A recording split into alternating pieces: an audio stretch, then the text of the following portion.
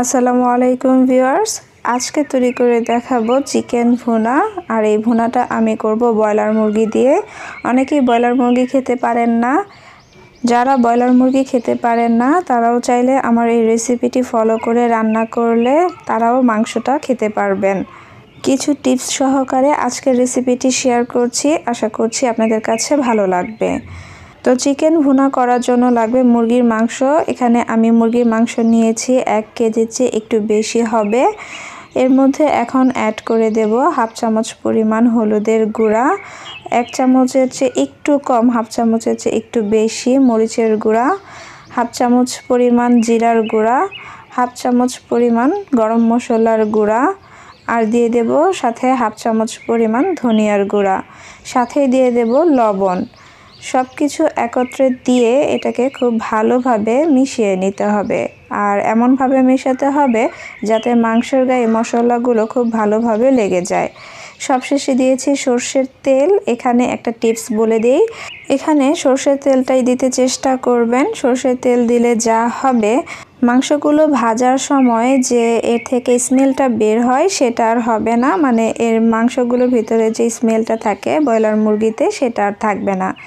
এখন এগুলোকে 10 মিনিটের জন্য রেখে দেব, মানে ম্যারিনেট করে নেব।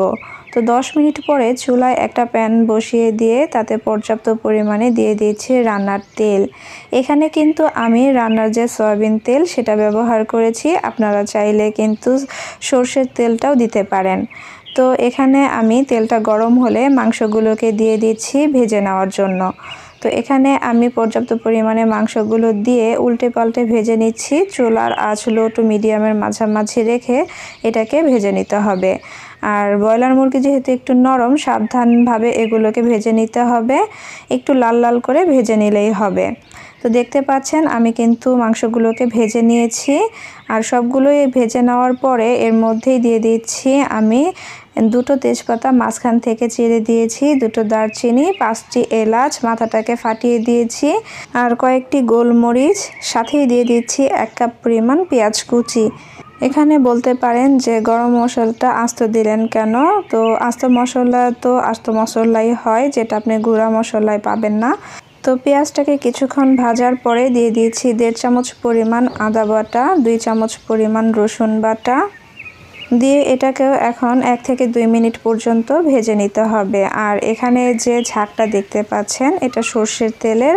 যখন আমি মাংসগুলোকে ভেজেছি তো এই তেলের সাথে সর্ষের তেলটাও এসে মিশে গিয়েছে, তাই এখানে এই ঝাঁকটা উঠেছে। তো 2 মিনিট ভাজার পরে এর যখন কাঁচা স্মেলটা চলে গিয়েছে তখন আমি বাটিটাকে ধুয়ে এর মধ্যে পানি দিয়েছি। এখন অন্যান্য মশলাগুলো দিয়ে দেব, আর যাতে মশলাগুলো পুড়ে না যায়। দিয়ে দিলাম 1 চামচ পরিমাণ হলুদ গুঁড়ো, 1.5 চামচ পরিমাণ মরিচের গুঁড়ো, 1 চামচ পরিমাণ ধনিয়ার গুঁড়ো, 1 চামচ পরিমাণ জিরার গুঁড়ো, আর দিয়ে দিচ্ছি সাথে 1 চামচ পরিমাণ গরম মশলার গুঁড়ো। এখন অ্যাড করে দেব পরিমাণ মতো লবণ। দিয়ে এই মশলাগুলোকে খুব ভালোভাবে কষিয়ে নিতে হবে। খেয়াল রাখবেন মশলা আপনি যত ভালো করে কষিয়ে নিতে পারবেন আপনার মাংস রান্নাটা কিন্তু ততটাই টেস্টি হবে।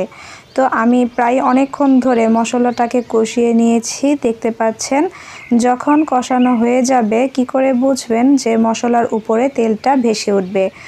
মশলা কষানো হয়ে গেলে অ্যাড করে দেব ভাজা মাংসগুলো, দিয়ে এই মশলার সাথে খুব ভালোভাবে মিশিয়ে নিতে হবে, আবারও কিছুক্ষণ কষিয়ে নিতে হবে। মানে যতক্ষণ মিশাবেন আর নাড়াচাড়া করবেন ততক্ষণ এই মাংসগুলোকেও কিন্তু কষানো হয়ে যাবে। তারপরেও একটা ঢাকনা দিয়ে ঢেকে কিছুক্ষণ কষিয়ে নিতে পারেন। আর এখানে কোনো প্রকার পানি দিবেন না আপাতত কষানোর সময়, কারণ এর থেকেই কিন্তু পানিটা বের হয়ে আসবে। আর এই পানি দিয়েই মাংসগুলোকে খুব ভালোভাবে কষিয়ে নিতে পারবেন। তো আমি মাংসগুলোকে কষিয়ে নিয়েছি, এখন এর মধ্যে অ্যাড করে দেব পানি। এখানে কিন্তু আমি গরম পানিটা দিয়ে দিচ্ছি। গরম পানিটা দিলে যা হবে যে আপনি মাংসটা রান্না করবেন সেটার যে টেস্ট এটা কিন্তু আর কম বেশি হবে না। এর জন্য চেষ্টা করবেন মাংস রান্না করার সময় গরম পানিটাই দিতে। তো একটি ঢাকনা দিয়ে ঢেকে এটাকে কিছুক্ষণ রান্না করে নিচ্ছি। তো প্রায় 15 থেকে 20 মিনিট পরে এটা কিন্তু রান্না হয়ে গিয়েছে। আর আগেই বলেছিলাম যে ব্রয়লার মুরগির মাংসটা কিন্তু একটু নরম হয়, তাই এটা রান্না করতে সময় কম লাগে। তো এটা হয়ে গিয়েছে, এখন চুলা থেকে নামিয়ে গরম গরম পরিবেশনের পালা। পরিবেশনের আগে উপর দিয়ে একটু পেঁয়াজ বেরেস্তা দিয়ে গার্নিশ করে নিচ্ছি, এটা অপশনাল, চাইলে স্কিপ করতে পারেন। আর তৈরি হয়ে গেল সেরা স্বাদের চিকেন ভুনা। আশা করছি আপনাদের কাছে ভালো লেগেছে। যদি ভালো লেগে থাকে প্লিজ একটি লাইক দিয়ে ফ্রেন্ডস অ্যান্ড ফ্যামিলিদের সাথে শেয়ার করে দিবেন। আর আমার চ্যানেলে নতুন হলে চ্যানেলটি সাবস্ক্রাইব করে পাশে থাকবেন। আজ এ পর্যন্তই, আবারও হাজির হয়ে যাব নতুন কোনো রেসিপি নিয়ে।